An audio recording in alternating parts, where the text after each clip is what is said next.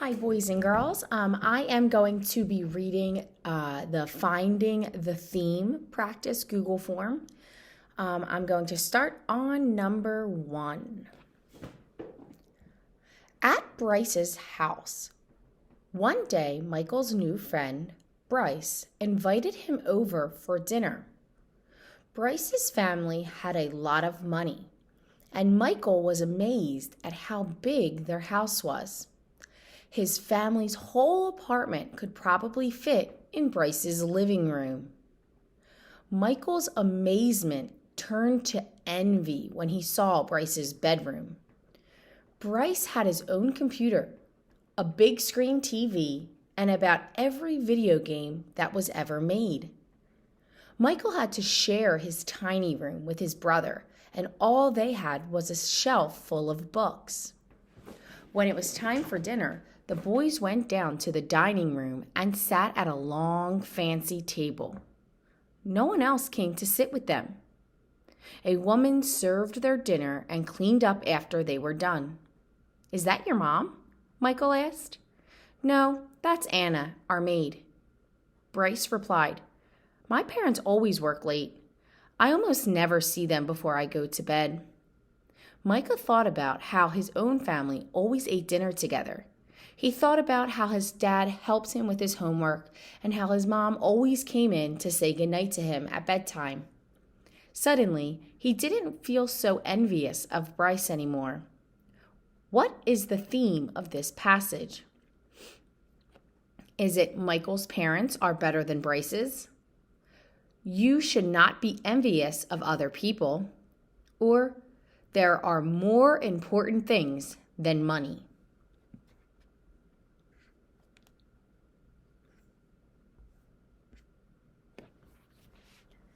Passage number 2.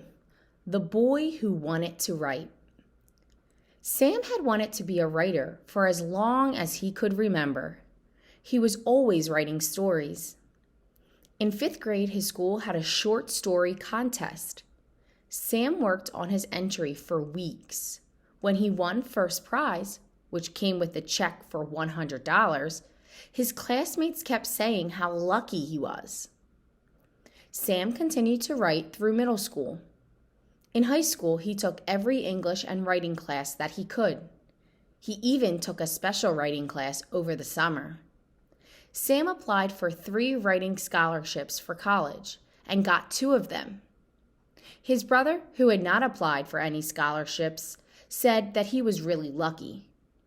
Sam worked hard in college. He became the editor of the college newspaper and started posting his stories on the internet.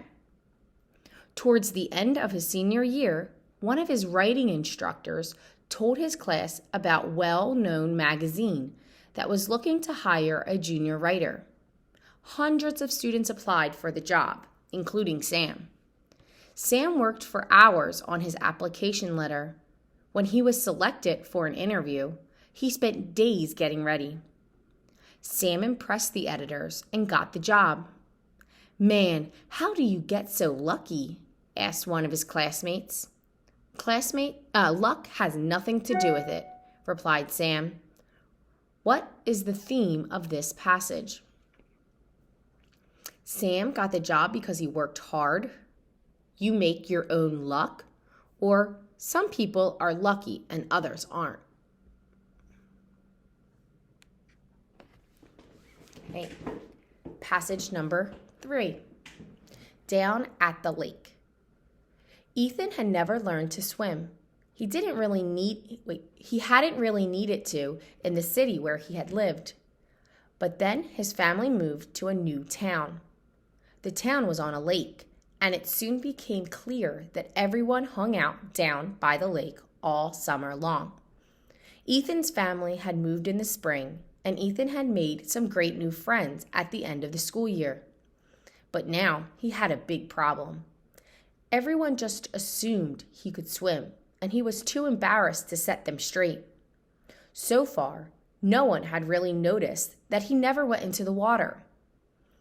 Then, one day, his friends decided they wanted to sit on the dock instead of on the beach. Ethan knew it would look strange if he did not come along, so he followed them out onto the dock. When they got past the shallow part of the lake, the boys started to horse around, and pretty soon they were pushing each other into the water. Suddenly, Ethan felt hands on his back. He lost balance and plunged into the cold water. Down, down he sunk. Fortunately, the lifeguard was paying attention and was able to save Ethan from drowning. What is the theme of this passage? You should never swim without a lifeguard. If you can't swim, don't go to the lake. Or speak up and tell the truth, even if it is hard.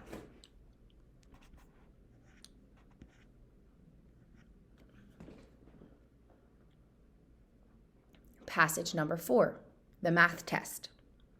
Cody had not studied for the big math test. When he got his test, he quickly realized that he had no idea how to solve the problems. Luckily, Cody sat right behind Emily. Emily was the best math student in the class, and he could see her paper. Cody copied all of Emily's answers. The next day, when Mrs. Jenkins passed back the graded test, she told that class that only 2 students had gotten A's.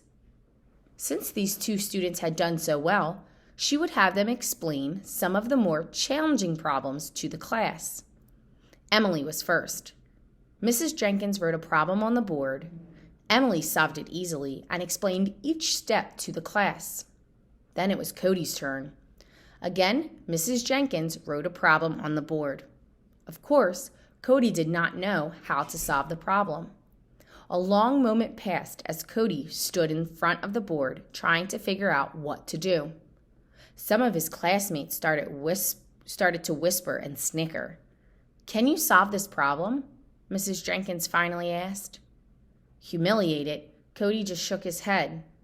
Now everyone knew he had cheated, and he was in big trouble. What is the theme of this passage? Cheating does not pay off in the end. Cody got in trouble for cheating on his test. Or it is important to study for a test.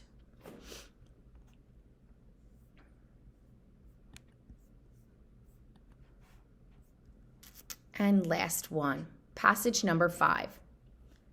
An unlikely friend. Maria's family lived next door to a very grumpy old lady, Mrs. Olson. Mrs. Olson was always yelling at Maria's family for making too much noise, or leaving toys in the driveway, or letting their grass grow too long. One day, Maria was playing in the front yard when Mrs. Olson dropped a whole bag of groceries on her porch. Maria rushed to help. Despite Mrs. Olson's objections, Maria helped her to bring the groceries inside and to clean up the broken jar of applesauce. The next day, Mrs. Olson called Maria over to her house. At first, Maria was a little scared, but Mrs. Olson just wanted her to help her get some boxes down from the attic. After that, Maria started helping Mrs. Olson around the house a few times a week. Sometimes Mrs. Olson would offer her tea, and the 2 of them would sit at Mrs. Olson's big kitchen table and drink their tea and chat. The years passed and Maria grew up and went to college, but whenever she came home, she always made sure to visit Mrs. Olson.